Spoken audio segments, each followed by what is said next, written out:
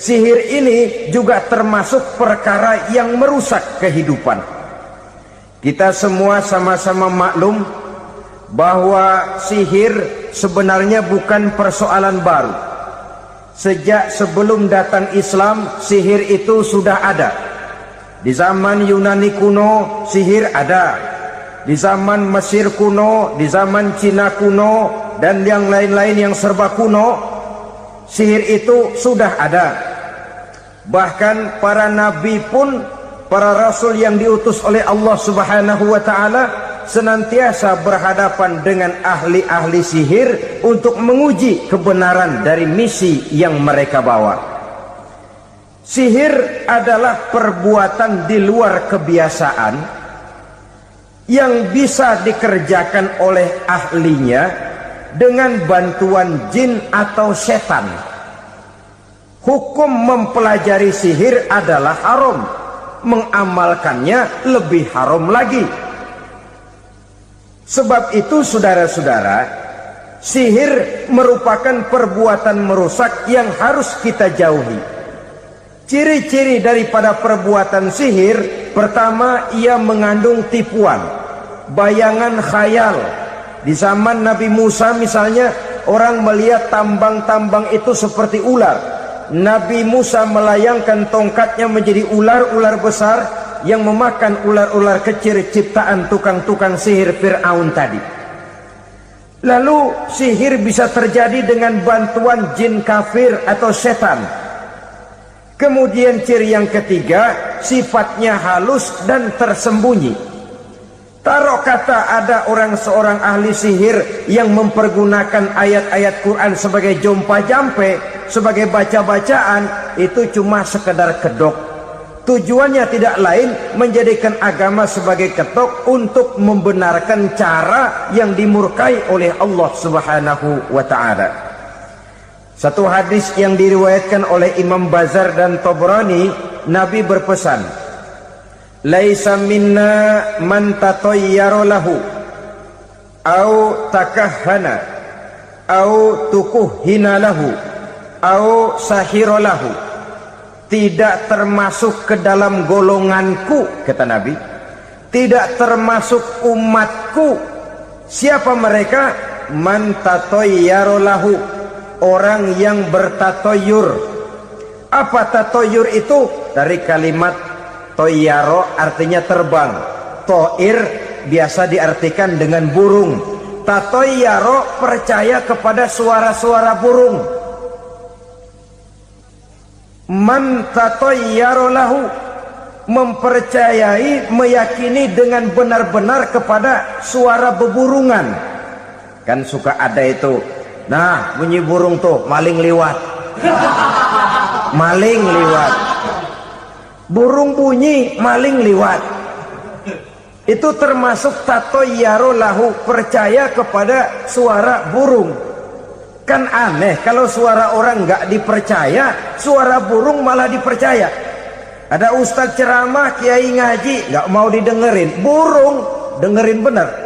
Nah, suaranya dari sebelah mana? Belah kulon. Nah, itu tandanya ano. Habis dihitung-hitung, itu termasuk tatayyara lahu. Au takahana, atau bertenung, au tukuhina, atau minta ditenungkan, au sahirolahu, atau melakukan perbuatan sihir atau minta disihirkan. Laisa minna, tidak termasuk ke dalam golonganku, kata Nabi. Sehingga dengan demikian saudara-saudara, menghadapi sihir dengan sihir sekalipun termasuk perbuatan yang tidak diajarkan oleh agama. Kita kan mempelajari sihir untuk jaga diri, tidak apa-apa. Yang dilarang mengamalkannya, dilarang juga mempelajarinya. Sebab orang kalau sudah mengetahui, biasanya lalu terangsang untuk mencoba. Kalau percobaannya berhasil, biasanya terangsang untuk coba lagi dan coba lagi. Pada akhirnya ketagihan, lalu beralih menjadi profesi, apalagi itu nanti bisa mendatangkan hasil uang.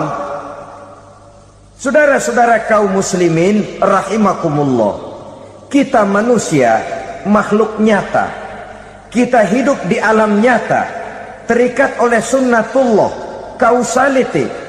Oleh karenanya bagi kita keyakinan yang penuh, keikhlasan di dalam bertuhankan Allah, penyerahan diri sepenuhnya hanya kepadanya, itu sudah merupakan obat penangkal yang sangat ampuh agar kita tidak terkena penyakit-penyakit yang dibuat oleh setan dan para pembantunya.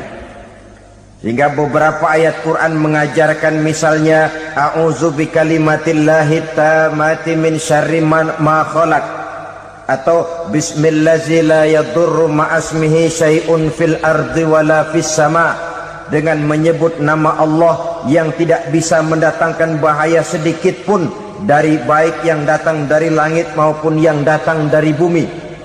Jiwa yang kosong dari keyakinan yang penuh kepada Allah, jiwa yang penuh was-was dan ragu-ragu, itu yang mudah terserang oleh penyakit-penyakit yang dikerjakan oleh para tukang-tukang sihir, yaitu oleh setan dan seluruh para pembantunya. Kemudian hadis kedua yang diriwayatkan oleh Imam Ibnu Hibban, Nabi bersabda, la yadkhulul jannata mudminu khamrin wala mu'minu bisihrin wala qati'u rahmin. Tidak masuk surga. Ini Nabi yang bilang, tidak masuk surga. Siapa itu? Pertama, mudminu khamrin, orang yang berkekalan dalam mabuk. Selalu mudminun itu sudah menjadi perbuatan rutinnya, tidak kapok-kapoknya, teler seumur hidup. Mudminu khamrin, tidak masuk surga orang yang selalu bermabuk-mabukan. Yang kedua, wala mu'minu bisihrin, orang mukmin tapi main sihir. Ini juga oleh Nabi diperingatkan, tidak akan masuk surga orang mukmin tapi suka main sihir. Wala qati'u rahmin, dan tidak juga orang yang memutuskan silaturahmi. Tiga macam manusia yang diperingatkan Nabi tidak akan masuk surga: orang yang selalu mabuk, orang mukmin yang main sihir, dan orang yang memutuskan silaturahmi. Saudara-saudara kaum muslimin rahimakumullah. Lalu orang berkata, kenapa dilarang kita bersihir? Padahal Rasul sendiri kan punya mukjizat. Nah, kita memang harus membedakan antara mukjizat dengan sihir. Dalam kehidupan agama kita kenal ada yang namanya mukjizat, ada yang namanya karomah atau keramat biasa diucapkan, ada yang namanya maunah, ada yang namanya irhas, ada juga yang namanya sihir. Kesemuanya ini berbeda, saudara-saudara. Yang dinamakan mukjizat itu khusus untuk para rasul saja.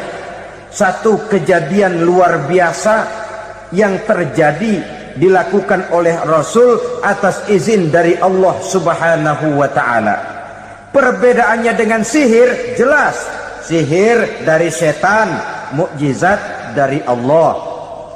Sihir bisa dipelajari, mukjizat tidak. Sihir umumnya untuk maksud-maksud yang tidak baik, sedangkan mukjizat untuk memperkuat kebenaran yang disampaikan oleh para rasul dan ditentang oleh umatnya. Bahkan kafir Quraisy dahulu menganggap orang-orang ahli sihir itu berada dalam satu posisi yang hina, sehingga mereka mengatakan dan menuduh Nabi Muhammad sebagai tukang sihir. Tuduhan sebagai tukang sihir adalah tuduhan yang sangat aib dan hina. Di tengah masyarakat kufar jahiliyah, kedudukan tukang sihir dipandang sebagai kedudukan yang hina, sehingga mereka mengejek Nabi dengan sebutan tukang sihir. Jadi mukjizat hanya untuk Rasul saja. Kemudian karomah.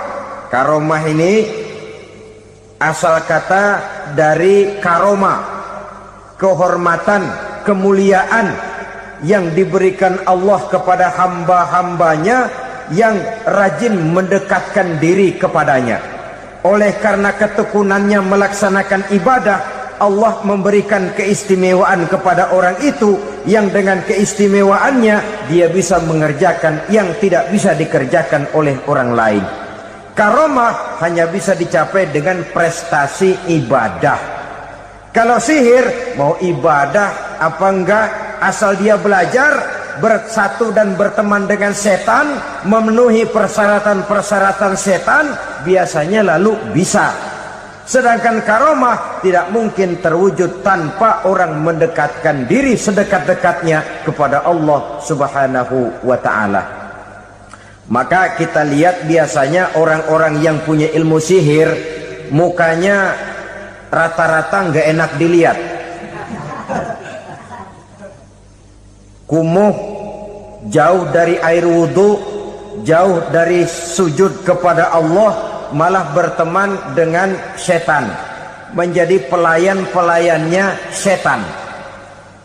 Saudara-saudara, adapun maunah, keistimewaan yang diberikan Allah kepada hamba-hambanya yang belum sampai kepada tingkat wali, tapi orang itu lebih banyak kebaikannya daripada kesalahannya. Umpamanya, saudara jalan bertiga di pinggir jalan, saudara ada pada posisi di tengah, lalu bertiga ini ketabrak mobil. Menurut perhitungan saudara mati lebih dahulu, tapi terjadi hal yang aneh, dua teman saudara mati, saudara malah cuma luka dan lecet sedikit saja. Apa itu? Kalau kita lebih banyak kebaikannya daripada kesalahannya, itu yang dinamakan maunah, pertolongan yang diberikan Allah kepada hamba-hambanya yang lebih banyak kebaikannya daripada kesalahannya. Sedangkan yang dinamakan irhas, kejadian luar biasa pada diri seseorang pada waktu dia masih kecil, yang menunjukkan tanda-tanda keistimewaannya. Itu umumnya pada para nabi pada usia kecilnya sudah ada irhas, tanda-tanda istimewa. Jelas baik mukjizat, karomah, maunah maupun irhas berbeda dengan sihir. Sihir ini jelas saja merupakan bantuan dan persekutuan antara manusia dengan setan. Padahal setan, kata Allah dalam Al-Quran, innahu lakum aduwwum mubin, sesungguhnya setan bagi kamu adalah musuh yang sangat jelas. Saudara-saudara kaum muslimin rahimakumullah, di zaman sekarang dalam menghadapi beban kehidupan yang makin pelik, menghadapi stres yang tidak kunjung selesai, menghadapi persoalan-persoalan yang teramat berat, orang sering mencari jalan keluar kepada hal-hal yang menurut pendapatnya bisa meringankan beban moralnya itu. Pergilah dia mencari sesuatu yang dapat meringankan bebannya. Dan tidak jarang yang jatuh ke pangkuan tukang-tukang tenung, ke pangkuan tukang-tukang sihir, yang mereka itu oleh Quran dijelaskan kazabal munajjimun walau sodaku. Tukang-tukang tenung, tukang-tukang sihir, mereka itu bohong walaupun benar. Maksudnya bohong walaupun benar, artinya kalau yang mereka kerjakan benar, itu sih kebenaran. Benar dengan kebenaran itu lain. Kebenaran, kebetulan bisa, tapi tidak untuk selalu. Apalagi kalau itu sudah membahayakan kehidupan orang lain. Jadi oleh karena itu Nabi berpesan, jauhilah daripada sihir. Kalau sudah jauhilah dari sihir, artinya ya jauhilah daripada mempelajarinya, jauhilah daripada bergaul dengan orang-orang yang ahli di bidang itu, karena dari pergaulan segalanya bisa menular. Riba alias renten, kedoknya adalah menolong orang, tapi sama juga bulu buntutnya dilepas, palanya dicekek. menolong orang pada akhirnya menjadi beban bagi seseorang. Dan memang mencari orang-orang yang berada dalam posisi kesulitan. Biasanya di daerah-daerah di mana musim paceklik, jadi lapangan kerja sulit, sedangkan urusan perut tidak bisa ditunda. Akhirnya orang terjebak ke dalam rentenir, ke dalam riba, ke dalam renten, bunga berbunga, sehingga satu saat jumlah bunganya bisa lebih besar dari jumlah pinjaman pokoknya. Kemudian kalau juga ternyata tidak bisa dibayar, rumah jadi taruhan. Memang rumah satu-satunya, begitu rumah ditarik mulain camping. Bukankah pada akhirnya akan mewariskan kesengsaraan? Oleh karena itu, kepada kita berusahalah jangan berhubungan dengan rentenir, jangan makan renten dan riba. Kepada mereka yang melaksanakan riba, walaupun mendatangkan keuntungan materi, tapi percayalah harta yang didapat dengan jalan riba tidak akan membawa keberkahan. Manakala tidak membawa keberkahan, dia tidak akan mendatangkan ketenangan di dalam kehidupan kita. Oleh karenanya, memakan harta riba termasuk perbuatan yang merusak sendi-sendi kehidupan sosial, merusak kehidupan orang lain, merusak kehidupan masyarakat, tetangga, pergaulan, dan sebagainya. Memakan harta anak yatim dengan cara yang zolim. Nih, memang lezat. Anak yatim itu nggak tahu urusan apa-apa. Kita diamanahkan untuk mengurusinya. Kadang-kadang dibentuklah panitia penyantunan yatim piatu. Yatimnya mah tetap kelaparan, panitianya yang pada gendut.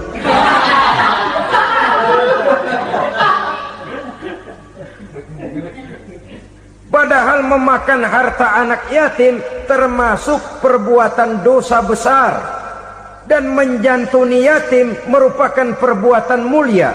Nabi mengatakan, ana wa kafilul yatim kahataini yaumal qiyamah. Aku dan orang-orang yang menyantuni anak yatim seperti dua jari ini pada hari kiamat nanti. Dekat sekali. Jikalau ingin di hari akhir nanti dekat dengan Rasul, bersahabatlah dengan anak-anak yatim. Jadilah pengurus anak-anak yatim. Bangunlah panti-panti asuhan yatim. Pada saat bapak ibunya meninggal, kitalah yang menjadi orang tuanya. Bahkan sedemikian besar perhatian Islam terhadap anak-anak yatim ini, sehingga Quran memberikan peringatan, ara'aital ladzi yukadzibu bid-din fadzalikal ladzi yad'ul yatim wa la yahuddu ala ta'amil miskin. Tahukah kamu siapa orang yang mendustakan agama, beragama tapi dianggap dusta, salatnya dusta, puasanya dusta karena agamanya sudah berdusta. Siapa mereka? Fadzalikal ladzi yad'ul yatim, orang yang menyia-nyiakan anak yatim, wala yahuddu ala ta'amil miskin, dan tidak pernah memberi makan kepada orang-orang yang menderita kemiskinan. Menyia-nyiakan, meninggalkan anak yatim termasuk perbuatan yang divonis kita sebagai orang yang mendustakan agama. Saudara-saudara kaum muslimin rahimakumullah, maka sangat dicela mengeksploitir anak-anak yatim, menjadikan mereka sebagai kedok untuk mencari kekayaan pribadi. Tetapi jikalau ikhlas, ganjarannya sangat besar, nilai pahalanya sangat besar. Menyantuni yatim tidak hanya setahun sekali. Kalau Muharram pakai istilah lebaran yatim, dibentuklah panitia, diberilah beras, uang 45.000 rupiah, alhamdulillah. Tapi jangan lupa, si yatim tidak hidup cuma satu hari. Dia tidak hidup cuma di bulan Muharram saja. Dia hidup 12 bulan dalam setahun. Sebagaimana anak-anak yang lain, dia juga berhak punya masa depan. Dia juga berhak menikmati bangku sekolah. Dia berhak mengenyam arti dan makna pendidikan. Dia berhak membekali diri dengan ilmu dan pengetahuan, seperti halnya anak-anak yang lain. Maka kita yang diberikan keluasan oleh Allah, ingatlah itu. bersahabatlah dengan anak-anak yatim, santuni mereka. Perkara setahun sekali di bulan Muharram, alhamdulillah, itu bagus, bin Thayyib alias baik. Tapi tentu dan tentu sekali lagi, si yatim tidak hanya hidup di bulan Muharram. Dia hidup 12 bulan dalam setahun, 24 jam dan di dalam sehari. Oleh karenanya, menyia-nyiakan mereka pada saat posisi kita memang mampu akan memojokkan kita dalam satu posisi di mana kita dianggap sebagai orang yang mendustakan agama, memakan harta anak yatim dengan cara yang zolim. Bapaknya udah meninggal, kebunnya lebar, anaknya dikelecehin. Nah, dah kamu nggak usah pusing, nanti saya yang ngurus. Akhirnya bukan ngurus, nguras. Si yatim mungkin tidak tahu bahwa dia disia-siakan, haknya diambil, miliknya dizalimi. Tapi Allah yang akan membalasnya dengan seadil-adilnya. Maka makan harta anak yatim biasanya balasannya tokcer bin paten. Nggak banyak selang tempo itu, nggak percaya cobain dah. Nyobain aja kan nggak bayar, umpama. Memakan harta anak yatim dengan cara yang zolim, ganjarannya biasanya kontan. Kenapa? Ratapan si miskin, untayan air matanya, jeritan kepedihan hatinya, membuka pintu langit, permohonannya diijabah, getaran hatinya didengarkan oleh Allah. Maka balasannya biasanya kontan, spontan, tidak menunggu waktu terlalu lama. Itu di dunia, belum lagi di akhirat nanti. Bukankah dalam riwayat Mi'raj diceritakan Nabi melihat di neraka itu orang perutnya sebesar rumah? La haula wala quwata. Itu perut kayak rumah, bagaimana jalannya tuh orang? Dan memang gak jalan, diseret-seret oleh malaikat di neraka itu. Hancur perutnya, amburadul itu perut. Berantakan isinya, dibulatkan lagi, diseret lagi, hancur lagi, dibulatkan lagi. Sampai Nabi tanya, orang itu begitu berat siksanya kenapa ya Jibril? Itu Muhammad, waktu di dunia dulu rakus banget makan harta anak yatim. Begitu vonisnya, begitu menyedihkan nasibnya di akhirat. Tapi di dunia pun ketidakberkahan itu sudah membayangi kehidupannya. Oleh karena itu, kepada saudara-saudara yang mendapat titipan anak yatim, berbahagialah, karena semulia-mulia rumah adalah rumah yang di dalamnya ada anak yatim yang disantuni. Sehina-hina rumah adalah rumah di mana di dalamnya ada anak yatim yang disia-siakan. Begitu kata Nabi kita. Rumah yang paling mulia dalam pandangan Allah, rumah yang di dalamnya ada anak yatim yang disantuni. Rumah yang paling hina dalam pandangan Allah, rumah yang di dalamnya ada anak yatim yang nasibnya disia-siakan. Berbahagialah saudara apabila menjadi penyantun anak-anak yatim, pelindung mereka, sehingga mereka mempunyai masa depan sebagaimana anak-anak lainnya. Rasulullah sendiri sedemikian peka terhadap keadaan anak-anak yatim karena beliau sendiri memang mengalami. Umur 6 bulan dalam kandungan ibu, beliau sudah ditinggalkan oleh ayahnya. Pada saat berusia 6 tahun, ibu sudah meninggal. Yatim piatu dalam usia di mana beliau sedang perlu belas kasih seorang ibu dan pengertian seorang bapa. Kepekaan itu lalu timbul, bahkan kemudian sampai kepada beliau berkata, aku dan orang yang menyantuni anak yatim seperti jari tengah dan jari telunjuk di hari akhirat nanti. Sedemikian dekatnya. Orang-orang tua bijaksana yang diceritakan di dalam Al-Quran, kalau sudah berpikir tentang anak-anaknya, pertanyaan yang paling mereka risaukan ialah, ma ta'buduna min ba'di? Anakku, kalau pada satu saat aku, ayahmu sudah tidak ada lagi di dunia ini, meninggalkan kamu semua, ma ta'buduna min ba'di? Apa yang akan kamu sembah nak? jikalau sekarang ayahmu masih mau ke masjid, masih mau melakukan rukuk dan sujud, masih beribadah menyembah Allah Subhanahu wa ta'ala, kalau orang tuamu sudah tidak ada, ma ta'buduna min ba'di, masihkah engkau mau datang ke masjid? Masihkah engkau mau rukuk dan sujud? Masihkah engkau mau menyembah Allah Subhanahu wa ta'ala? Pertanyaan ini yang dipikirkan oleh Nabi Yakub kepada putra-putranya. Pertanyaan ini yang diteruskan oleh Nabi Ibrahim kepada anak-anaknya. Pertanyaan ini yang diwariskan oleh generasi ulama salafus saleh kepada para generasi berikutnya. Bagaimana kita generasi sekarang? Kita orang-orang tua sekarang bukan berfikir ma ta'buduna min ba'di, malah yang kita fikirkan ma ta'kuluna min ba'di. Kalau bapak tidak ada nanti kamu makan apa nak? Perkara kamu nyembah apa? Urusan nomor 18. Yang penting kamu nanti hidup bisa makan nak. Maka kita sibuk mewariskan harta kepada anak-anak kita. Kita sibuk mewariskan kebun dan tanah kepada anak-anak kita. Kita sibuk mewariskan pabrik kepada anak-anak kita, sementara kita lupa mewariskan intan yang paling mahal, mewariskan mutiara yang paling berharga, yaitu nilai iman kepada Allah Subhanahu wa ta'ala.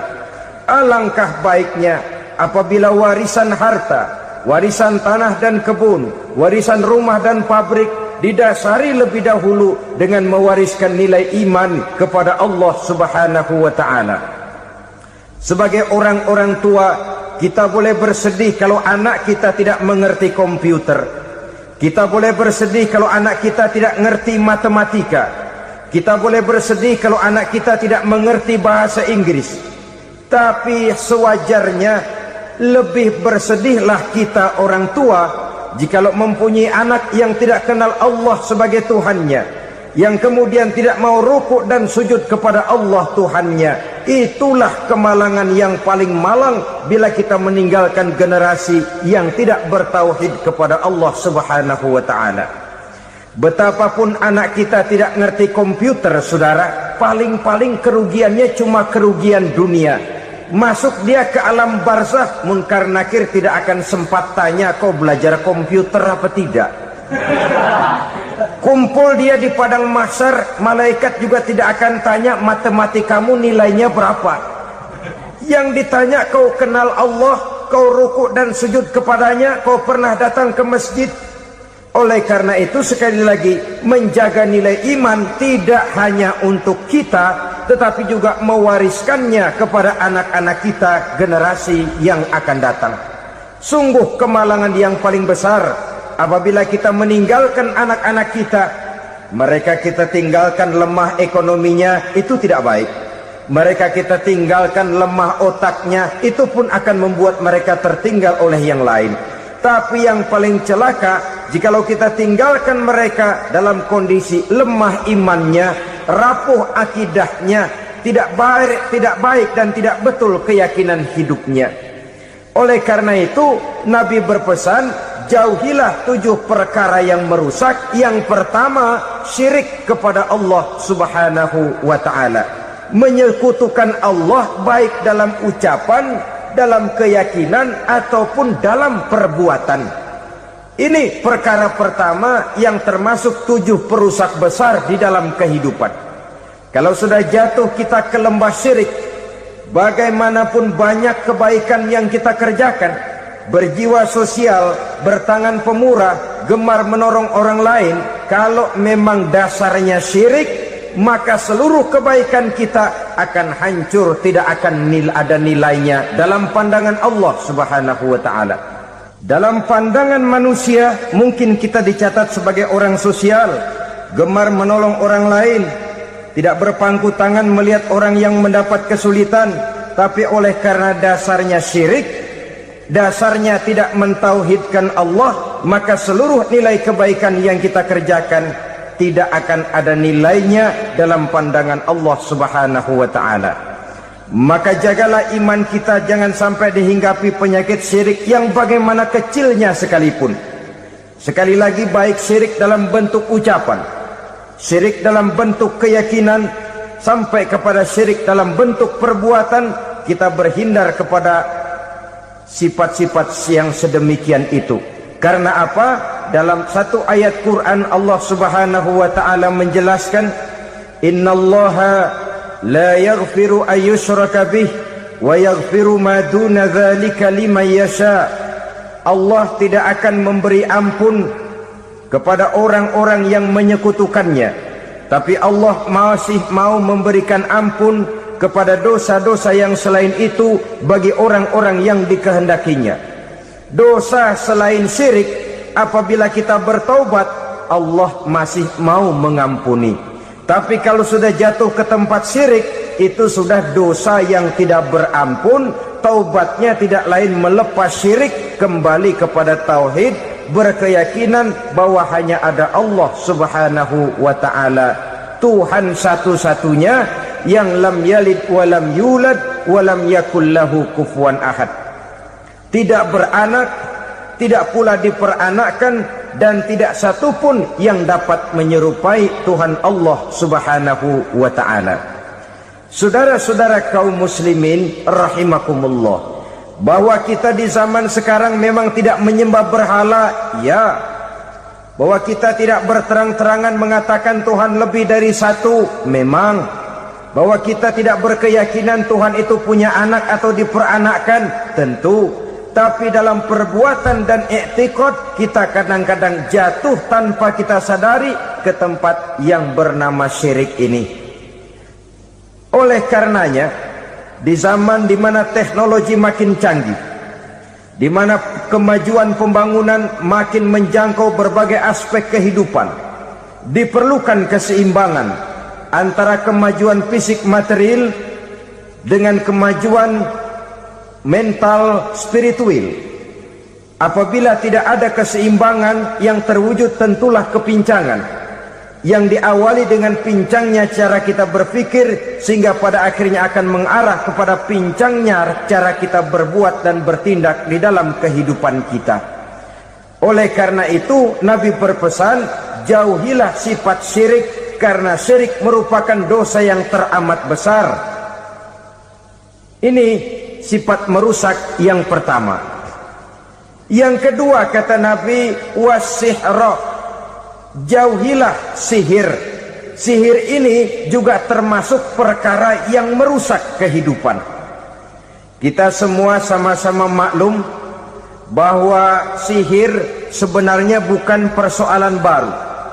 Sejak sebelum datang Islam, sihir itu sudah ada. Di zaman Yunani kuno, sihir ada. Di zaman Mesir kuno, di zaman Cina kuno, dan yang lain-lain yang serba kuno, sihir itu sudah ada.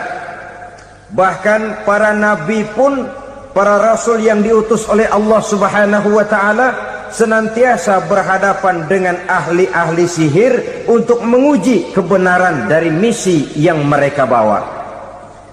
Sihir adalah perbuatan di luar kebiasaan yang bisa dikerjakan oleh ahlinya dengan bantuan jin atau setan. Hukum mempelajari sihir adalah haram, mengamalkannya lebih haram lagi. Sebab itu saudara-saudara, sihir merupakan perbuatan merusak yang harus kita jauhi.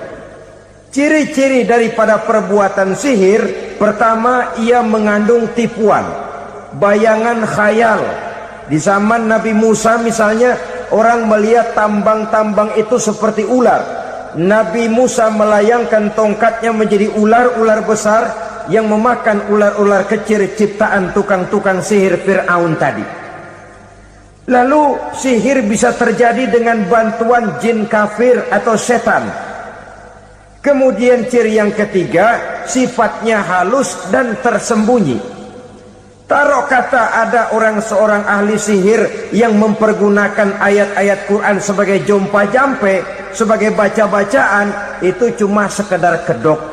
Tujuannya tidak lain menjadikan agama sebagai ketok untuk membenarkan cara yang dimurkai oleh Allah Subhanahu wa ta'ala.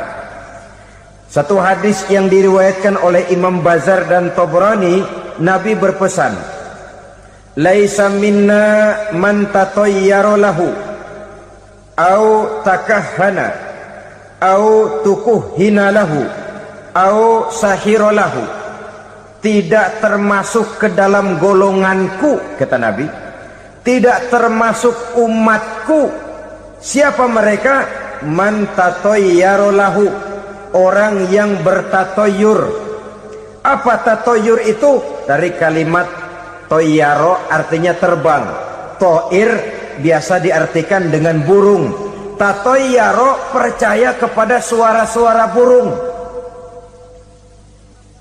Man tatayyara lahu, mempercayai, meyakini dengan benar-benar kepada suara beburungan. Kan suka ada itu, nah bunyi burung tuh, maling liwat. Maling liwat, burung bunyi, maling liwat. Itu termasuk tatayyara lahu, percaya kepada suara burung. Kan aneh kalau suara orang nggak dipercaya, suara burung malah dipercaya.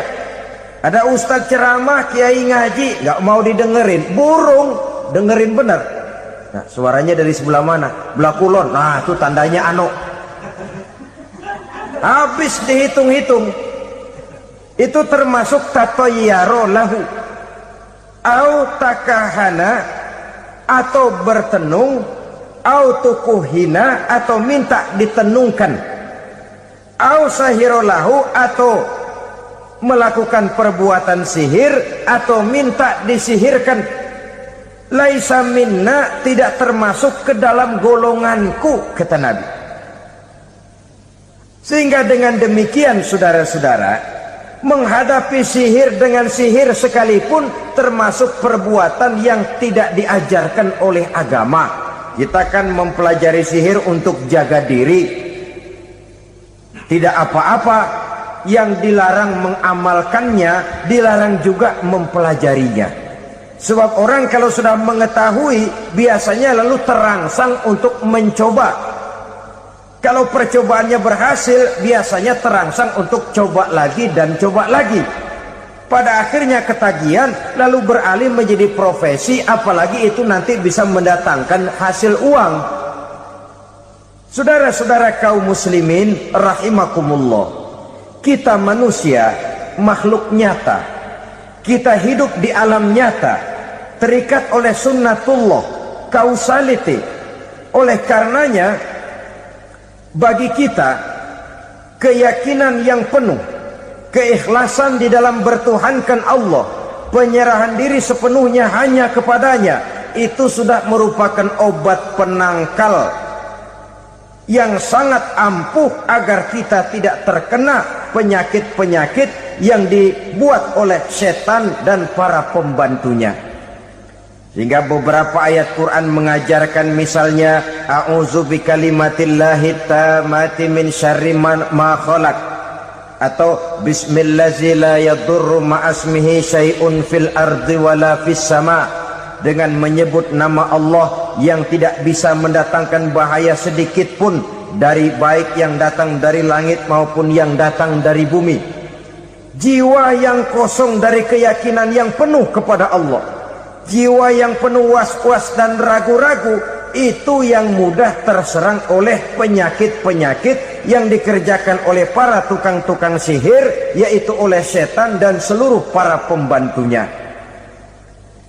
Kemudian hadis kedua yang diriwayatkan oleh Imam Ibnu Hibban, Nabi bersabda, la yadkhulul jannata mudminu khamrin wala mu'minu bisihrin wala qati'ur rahmin. Tidak masuk surga. Ini Nabi yang bilang, tidak masuk surga. Siapa itu? Pertama, mudminu khamrin, orang yang berkekalan dalam mabuk. Selalu mudminun itu sudah menjadi perbuatan rutinnya, tidak kapok-kapoknya, teler seumur hidup. Mudminu khamrin, tidak masuk surga orang yang selalu bermabuk-mabukan. Yang kedua, wala mu'minu bisihrin, orang mukmin tapi main sihir. Ini juga oleh Nabi diperingatkan, tidak akan masuk surga orang mukmin tapi suka main sihir. Wala qati'ur rahmin, dan tidak juga orang yang memutuskan silaturahmi. 3 macam manusia yang diperingatkan Nabi tidak akan masuk surga: orang yang selalu mabuk, orang mukmin yang main sihir, dan orang yang memutuskan silaturahmi. Saudara-saudara kaum muslimin rahimakumullah. Lalu orang berkata, kenapa dilarang kita bersihir? Padahal Rasul sendiri kan punya mukjizat. Nah, kita memang harus membedakan antara mukjizat dengan sihir. Dalam kehidupan agama kita kenal ada yang namanya mukjizat, ada yang namanya karomah atau keramat biasa diucapkan, ada yang namanya maunah, ada yang namanya irhas, ada juga yang namanya sihir. Kesemuanya ini berbeda, saudara-saudara. Yang dinamakan mukjizat itu khusus untuk para rasul saja. Satu kejadian luar biasa yang terjadi dilakukan oleh rasul atas izin dari Allah Subhanahu wa taala. Perbedaannya dengan sihir jelas. Sihir dari setan, mukjizat dari Allah. Sihir bisa dipelajari, mukjizat tidak. Sihir umumnya untuk maksud-maksud yang tidak baik, sedangkan mukjizat untuk memperkuat kebenaran yang disampaikan oleh para rasul dan ditentang oleh umatnya. Bahkan kafir Quraisy dahulu menganggap orang-orang ahli sihir itu berada dalam satu posisi yang hina, sehingga mereka mengatakan dan menuduh Nabi Muhammad sebagai tukang sihir. Tuduhan sebagai tukang sihir adalah tuduhan yang sangat aib dan hina. Di tengah masyarakat kufar jahiliyah, kedudukan tukang sihir dipandang sebagai kedudukan yang hina, sehingga mereka mengejek Nabi dengan sebutan tukang sihir. Jadi mukjizat hanya untuk Rasul saja. Kemudian karomah.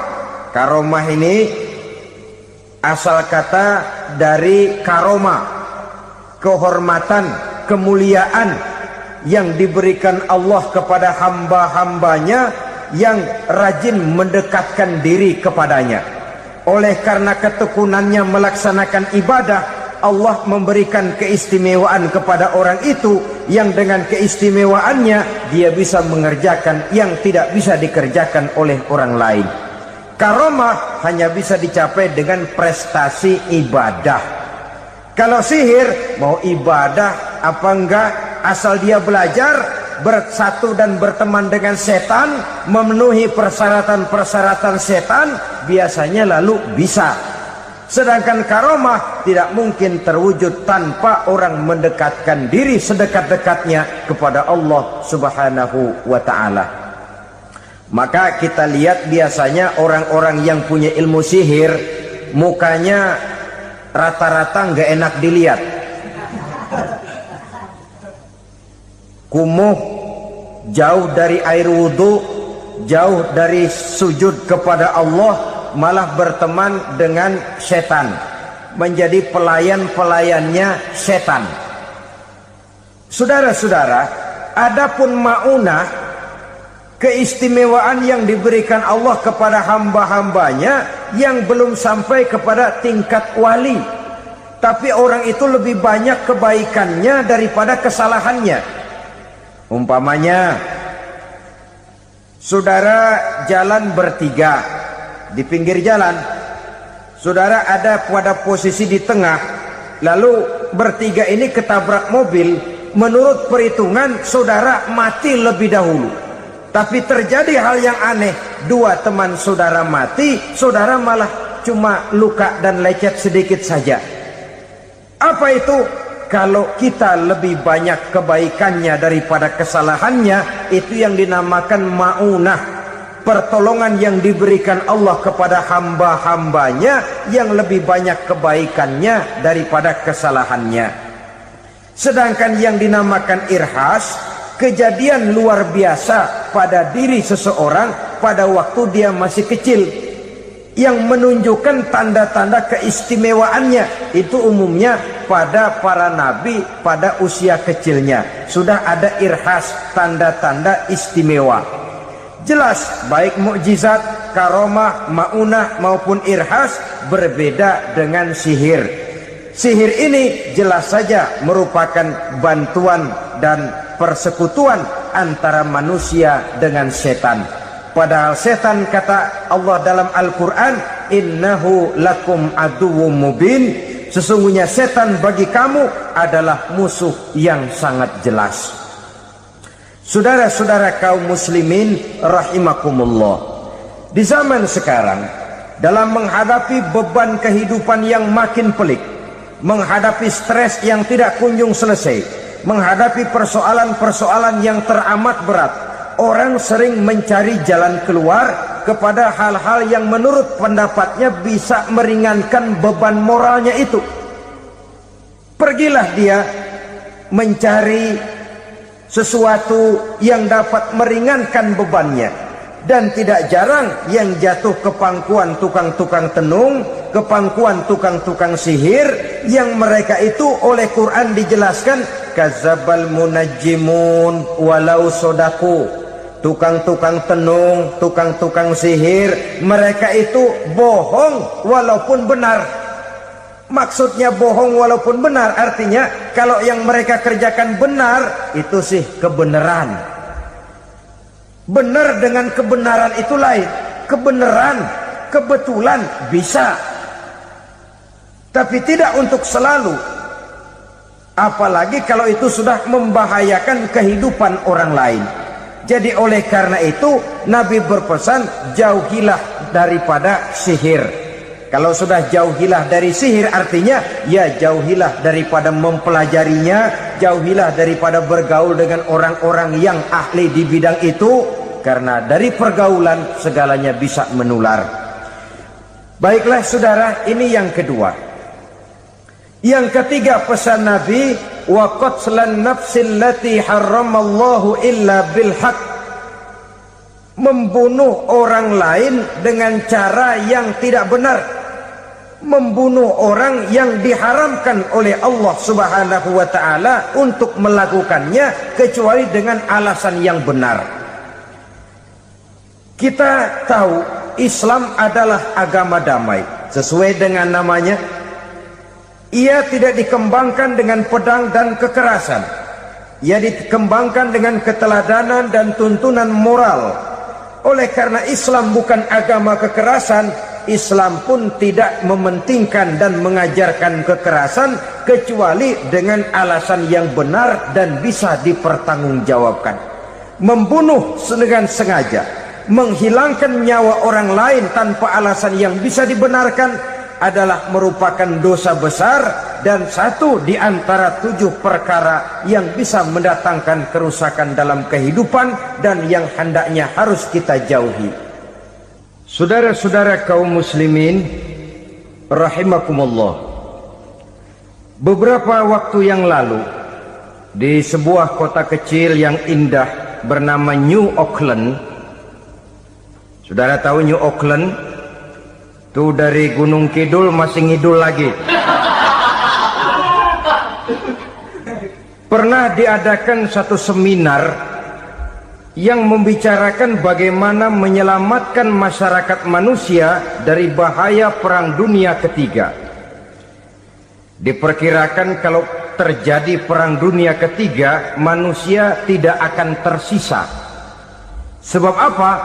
Pada waktu itu cadangan nuklir yang dimiliki oleh bersama Amerika dan Rusia konon sudah sanggup memusnahkan 6 miliar manusia pada saat jumlah manusia baru 5 miliar. Jadi kelebihan nuklir dunia ini. Kalau terjadi Perang Dunia Ketiga, sulit manusia untuk tersisa. Maka dibahaslah di dalam seminar itu, wah, supaya tidak terjadi perang dunia ketiga, maka perlombaan membuat senjata-senjata canggih, alat-alat pembunuh modern harus segera dibatasi. Dibahas, tidak mungkin kita membatasi perlombaan membuat senjata. Kenapa? Makin maju ilmu dan teknologi, makin canggih senjata yang ditemukan. Atom sudah meningkat menjadi nuklir, nuklir sudah meningkat menjadi neutron, dan kita tahu bom yang bernama neutron ini bom yang cukup membunuh tanpa perlu merusak. Artinya kalau dia diledakkan di kota kita ini, bangunan utuh, jembatan tidak ambruk, rumah-rumah tetap berdiri, tapi semua yang bernama hidup mati. Itu katanya lebih sopan dari bom atom. Sebab kalau si atom ini sudah membunuh, merusak pula. Neutron cukup membunuh saja tanpa perlu merusak.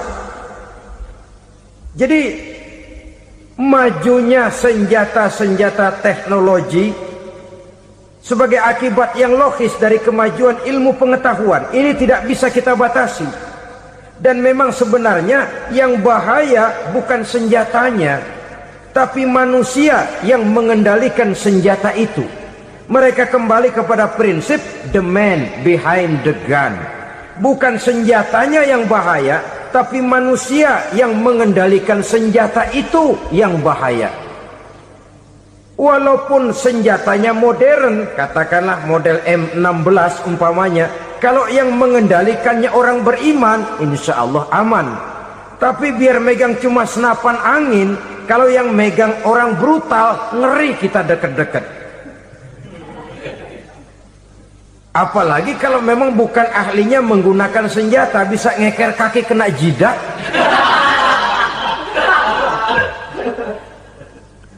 Mereka kembali kepada prinsip lama yang tetap baru. Bukan senjatanya yang harus dibatasi, manusia yang mengendalikan senjata itu yang perlu dibicarakan. Nah, kalau begitu, agar manusia tidak mempergunakan senjata sewenang-wenang, apa yang harus kita lakukan? Ya, manusianya harus bermoral. Ya, tapi moral yang mana? Di dunia ini banyak ajaran tentang moral.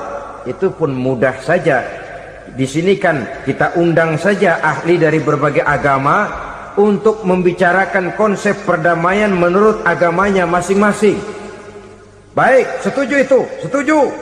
Maka tampillah para ahli agama, mereka kembali kepada prinsip moral daripada konsep yang terkandung di dalam ajaran agama untuk menegakkan perdamaian. Mula-mula naiklah ahli dari agama Hindu, dibacakan konsep perdamaian menurut ajaran agama Hindu, bahwa untuk damai manusia harus meninggalkan nafsu keduniaannya, menempuh samsara dan sebagainya untuk mencapai nirwana, menjauhi kemegahan dan kemewahan dunia. Ini lalu dibahas, rasanya juga tidak mungkin ini. Kemudian dari agama Nasrani, bahwa untuk damai manusia harus menciptakan sifat kasih sayang. Kalau ditampar pipi kiri, berikan pipi yang kanan. Kalau diberikan selendang, berikan baju. Nanti orang kasihan, lalu dia tidak akan nampar lagi. Ketika ini dibahas, ternyata rasanya pun tidak mungkin bisa diterima. Karena apa? Di zaman sekarang orang ditampar pipi kiri, dikasih pipi kanan. Bukan kasihan, gemes. Damai belum tentu, bonyok udah jelas. Lalu ketika dibacakan konsep perdamaian menurut Quran, di mana disampaikan ayat wa jazaa'u sayyi'atin sayyi'atun misluha faman afa wa aslaha fa ajruhu 'ala Allah. Balasan terhadap satu kejahatan adalah kejahatan yang seimbang, tetapi barang siapa yang memberi maaf dan mencari jalan damai, itulah yang terbaik dan akan mendapat pahala dari Allah Subhanahu wa ta'ala. Kamu tidak salah ditampar pipi kirimu, tampar lagi pipi kirinya sekeras dia menampar pipi kirimu. Nanti orang tidak mau menampar kita karena dia tahu kalau dia tampar kita, dia akan menderita tamparan sekeras dia menampar kita. Akan terjadilah prinsip saling hormat menghormati, tidak saling ganggu, tidak saling usil, tidak saling jahil. Atas dasar ini perdamaian bisa ditegakkan. Mereka bisa menerima konsep ini, tapi kemudian seminar ditutup tanpa satu keputusan resmi. Kenapa? Terus terang mereka kagum dengan konsep Islam, tapi sentimen lama terhadap nilai-nilai Islam telah menutup mata mereka untuk menerima kebenaran dari ajaran Al-Quranul Karim. Saudara-saudara kaum muslimin rahimakumullah, kembali kita kepada persoalan pokok. Roh adalah dari Allah. Dia akan kembali kepada Allah, milik mutlak dari Allah. Tidak pantas kita merampasnya dari orang lain. Tidak wajar kita menghilangkannya tanpa alasan yang dibenarkan oleh agama.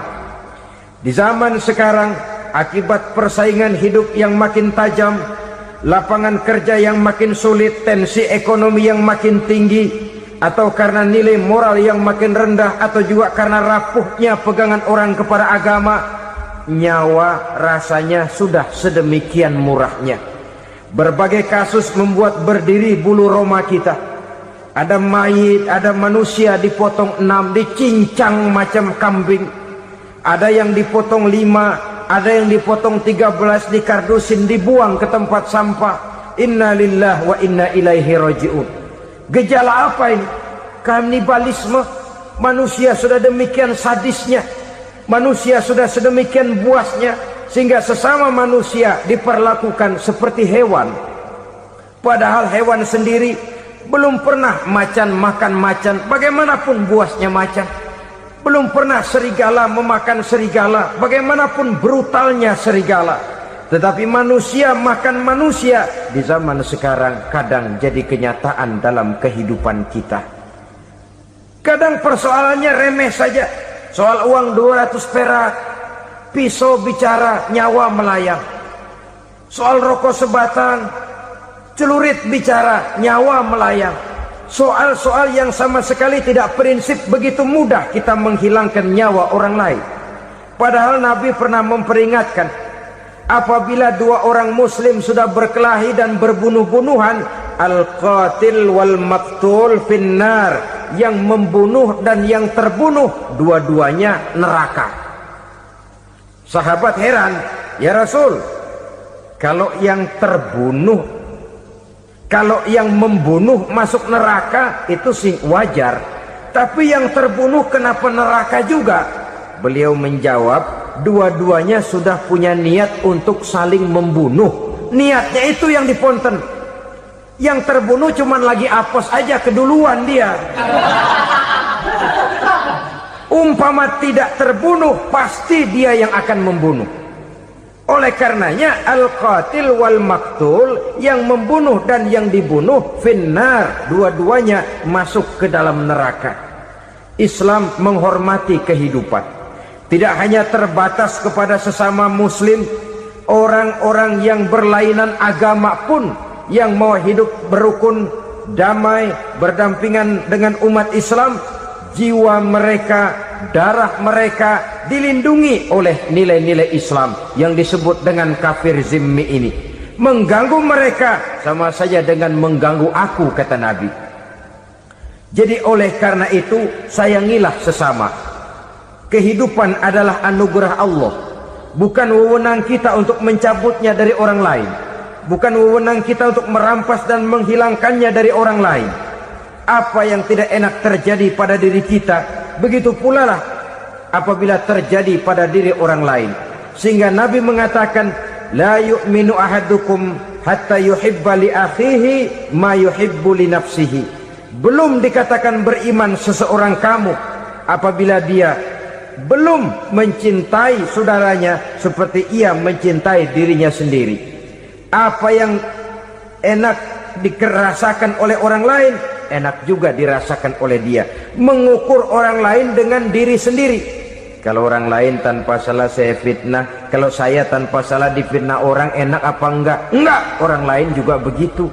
Kalau orang lain tanpa salah saya tempeleng kepalanya enak apa tidak? Tidak. Orang lain juga begitu. Yang tidak enak terjadi pada diri kita tentu tidak enak juga kalau terjadi pada orang lain. Mengukur orang lain dengan diri sendiri, sehingga tidak timbul sifat egois, tidak menari di atas bangkai orang lain, tidak mendirikan kebahagiaan di atas untayan air mata orang lain. Sehingga dengan demikian saudara-saudara, dia bisa menghormati kehidupan, menghormati orang lain sebagaimana dia ingin dihormati. Inilah perbuatan ketiga yang merusak, membunuh orang lain dengan yang diharamkan Allah tanpa alasan yang benar.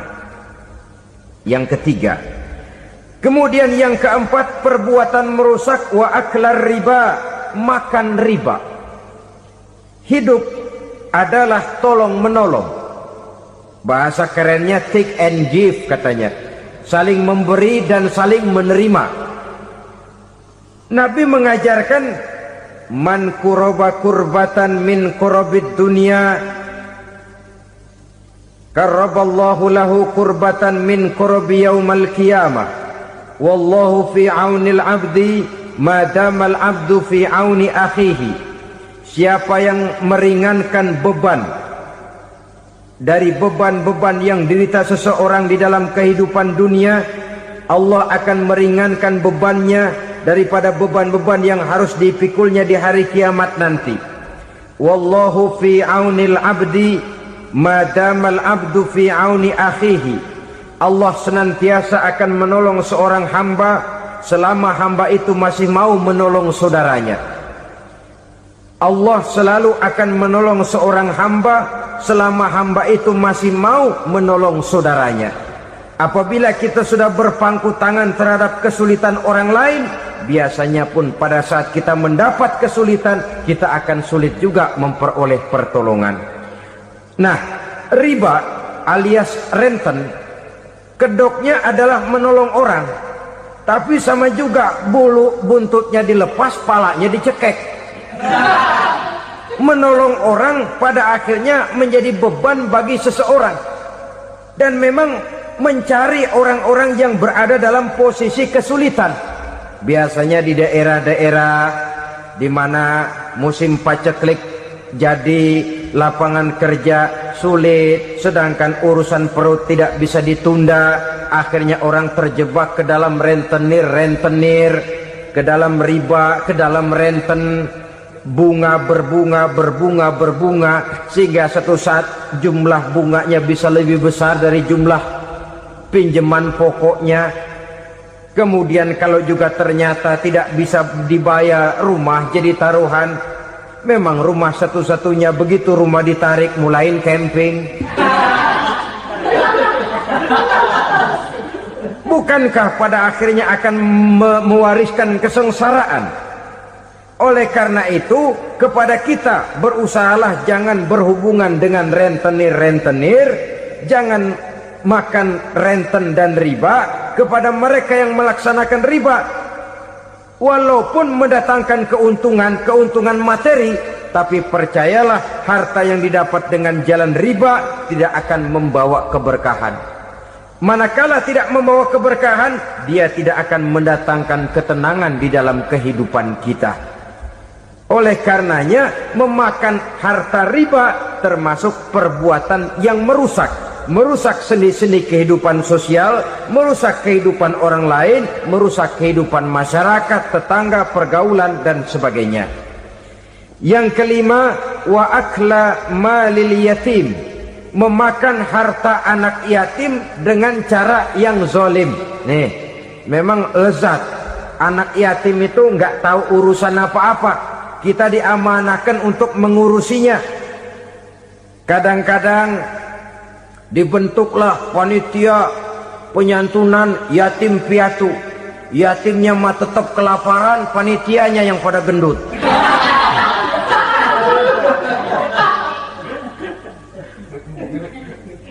Padahal memakan harta anak yatim termasuk perbuatan dosa besar. dan menjantuni yatim merupakan perbuatan mulia. Nabi mengatakan, ana wa kafilul yatim kahataini yaumal qiyamah. Aku dan orang-orang yang menyantuni anak yatim seperti dua jari ini pada hari kiamat nanti. Dekat sekali. Jikalau ingin di hari akhir nanti dekat dengan Rasul, bersahabatlah dengan anak-anak yatim. Jadilah pengurus anak-anak yatim. Bangunlah panti-panti asuhan yatim. Pada saat bapak ibunya meninggal, kitalah yang menjadi orang tuanya. Bahkan sedemikian besar perhatian Islam terhadap anak-anak yatim ini, sehingga Quran memberikan peringatan, ara'aital ladzi yukadzibu bid-din fadzalikal ladzi yad'ul yatim wa la yahuddu ala ta'amil miskin. Tahukah kamu siapa orang yang mendustakan agama? Beragama tapi dianggap dusta, solatnya dusta, puasanya dusta, karena agamanya sudah berdusta. Siapa mereka? Fadzalikal ladzi yad'ul yatim, orang yang menyia-nyiakan anak yatim. Wala yahuddu ala ta'amil miskin, dan tidak pernah memberi makan kepada orang-orang yang menderita kemiskinan. Menyia-nyiakan, meninggalkan anak yatim termasuk perbuatan yang divonis kita sebagai orang yang mendustakan agama. Saudara-saudara kaum muslimin rahimakumullah, maka sangat dicela mengeksploitir anak-anak yatim, menjadikan mereka sebagai kedok untuk mencari kekayaan pribadi. Tetapi jikalau ikhlas, ganjarannya sangat besar, nilai pahalanya sangat besar. Menyantuni yatim tidak hanya setahun sekali. Kalau Muharram pakai istilah lebaran yatim, dibentuklah panitia, diberilah beras, uang 45.000 rupiah, alhamdulillah. Tapi jangan lupa, si yatim tidak hidup cuma satu hari. Dia tidak hidup cuma di bulan Muharram saja, dia hidup 12 bulan dalam setahun. Sebagaimana anak-anak yang lain, dia juga berhak punya masa depan. Dia juga berhak menikmati bangku sekolah. Dia berhak mengenyam arti dan makna pendidikan. Dia berhak membekali diri dengan ilmu dan pengetahuan seperti halnya anak-anak yang lain. Maka kita yang diberikan keluasan oleh Allah, ingatlah itu, bersahabatlah dengan anak-anak yatim, santuni mereka. Perkara setahun sekali di bulan Muharram, alhamdulillah, itu bagus, bin Thayyib alias baik. Tapi tentu dan tentu sekali lagi, si yatim tidak hanya hidup di bulan Muharram. Dia hidup 12 bulan dalam setahun, 24 jam di dalam sehari.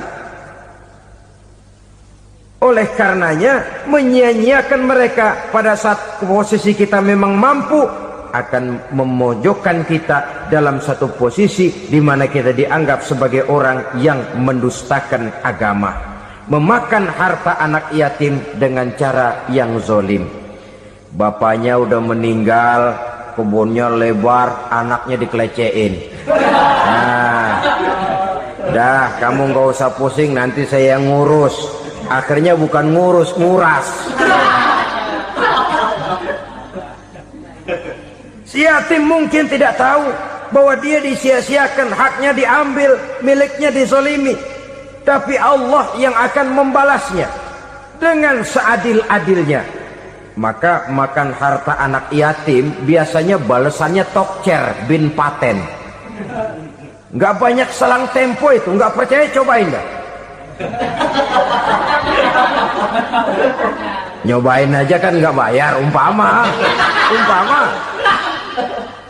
Memakan harta anak yatim dengan cara yang zolim, ganjarannya biasanya kontan. Kenapa? Ratapan si miskin, untayan air matanya, jeritan kepedihan hatinya, membuka pintu langit, permohonannya diijabah, getaran hatinya didengarkan oleh Allah. Maka balasannya biasanya kontan, spontan, tidak menunggu waktu terlalu lama. Itu di dunia, belum lagi di akhirat nanti. Bukankah dalam riwayat Mi'raj diceritakan Nabi melihat di neraka itu orang perutnya sebesar rumah. La haula wala quwata. Itu perut kayak rumah, bagaimana jalannya tuh? Dan memang gak jalan, diseret-seret oleh malaikat di neraka itu. Hancur perutnya, amburadul itu perut.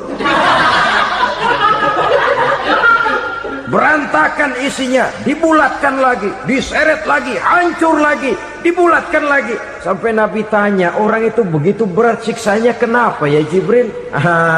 Itu Muhammad, waktu di dunia dulu rakus banget makan harta anak yatim. Begitu vonisnya, begitu menyedihkan nasibnya di akhirat. Tapi di dunia pun ketidakberkahan itu sudah membayangi kehidupannya.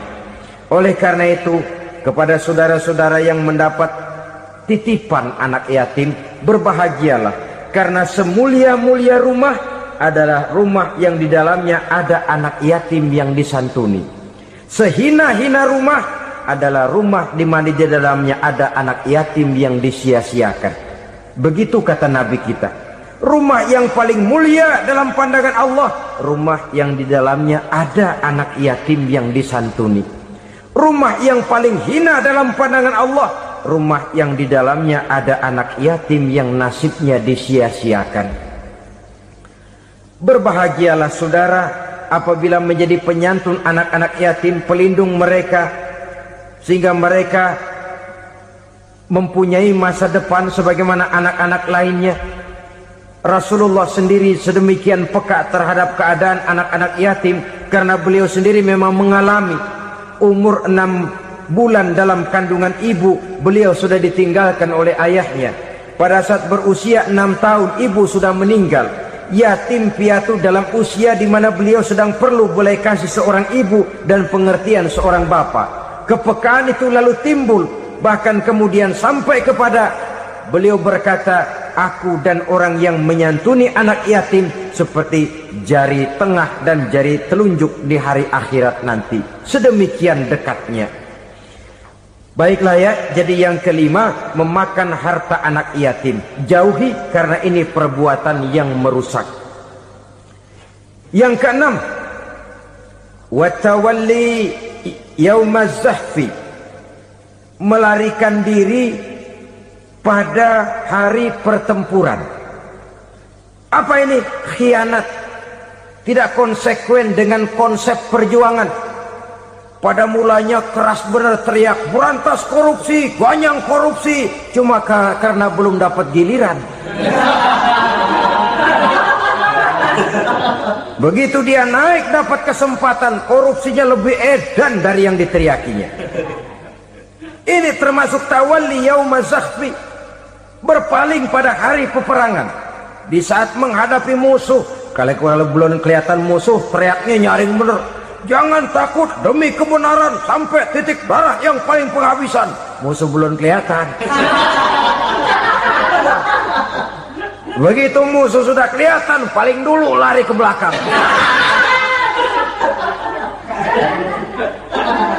Kalau diajak berjuang ada saja alasannya. Sehingga Quran memberikan peringatan kepada kita semua. Mengapa kamu ini berat?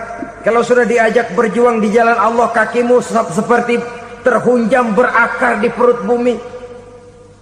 Berat untuk melangkah berjuang. Lari dari pertempuran tidak konsekuen dengan konsepsi perjuangan. Mau enaknya saja. Dalam kondisi yang sulit lalu berpangku tangan. Ini termasuk ciri munafik yang di dalam Al-Quran disindir dengan bahasa kullama adha'a lahum masyaufi wa iza azlama alaihim qamu. Waktu terang mereka jalan, giliran gelap mereka mandek.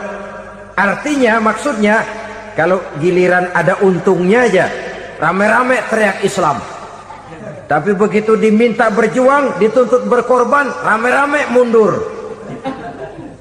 Waktu dilihat di Islam ada untungnya, rame-rame teriak Islam. Pak, saya Islam banget pak. KTP saya Islam pak, pokoknya Islam banget dah. Tapi ketika diminta berjuang, dituntut sedikit berkorban, rame-rame mengundurkan diri.